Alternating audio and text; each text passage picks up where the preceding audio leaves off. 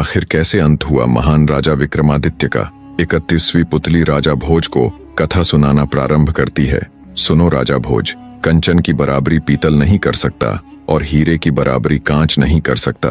चाहे तू 1000 बार ही खुद में खुद की तुलना राजा विक्रमादित्य से कर ले, पर तू उनके एक नाखून के बराबर भी नहीं। क्या तेरे अंदर जरा सी भी लज्जा नहीं बची, जो तू हर रोज मुंह उठाकर इस सिंहासन पर बैठने चला आता है। 31वीं पुतली इंदुमती की बात सुन राजा भोज मारे लज्जा के धरती के अंदर घुसे जा रहे थे।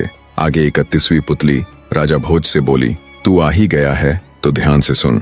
जब राजा विक्रमादित्य को मालूम हुआ कि वे जीवन के अंतिम चरण में है, तो उन्होंने नगर के बाईं ओर गंगा नदी के तट पर एक भव्य मंदिर का निर्माण करवाया। जब वो मंदिर पूरा हुआ तो राजा विक्रमादित्य जाकर उसमें रहने लगे।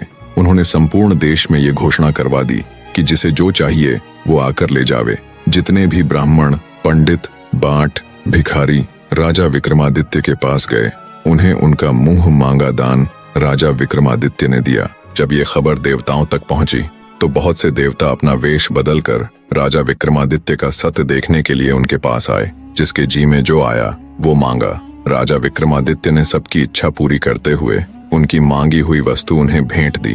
तब देवतागण बोले, धन्य है वो माता पिता जिन्होंने तेरे जैसे पुत्र को जन्म दिया। तीनों लोकों में हमेशा तेरी निशानी रहेगी। जैसे सतलोक में राजा हरिश्चंद्र, त्रेता में राजा बलि और द्वापर में राजा युधिष्ठिर हुए, वैसे ही कलयुग में तुम हुए विक्रमादित्य। चारों युगों में तुम सा दूसरा कोई न हुआ।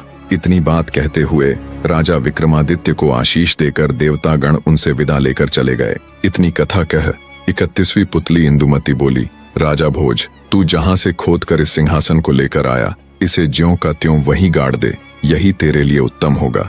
भोज भारी कदमों से मन में ढेरों विचारों के साथ दरबार से चला जाता है, पर अगले दिन फिर उसके मन में वैराग्य जाग जाता है और वो सिंहासन पर आरूढ़ होने के लिए उसके पास जाता है। तभी सिंहासन से निकली कनक मंजरी नामक अंतिम और 32वीं पुतली बोली, सुनो राजन, मैं आज तुम्हें अंतिम कथा सुनाने जा रही हूँ।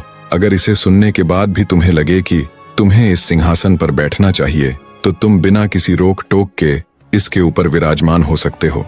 मेरे बाद और कोई पुतली तुम्हें रोकने के लिए नहीं आएगी, पर उससे पहले तू मेरी ये कथा सुन ले। अंतिम पुतली की बात सुन राजा भोज रुक जाता है। 32वीं पुतली कनक मंजरी अंतिम कथा कहना आरंभ करती है। कहानी के अंतिम भाग के लिए बने रहे मेरे प्यारे दर्शकों।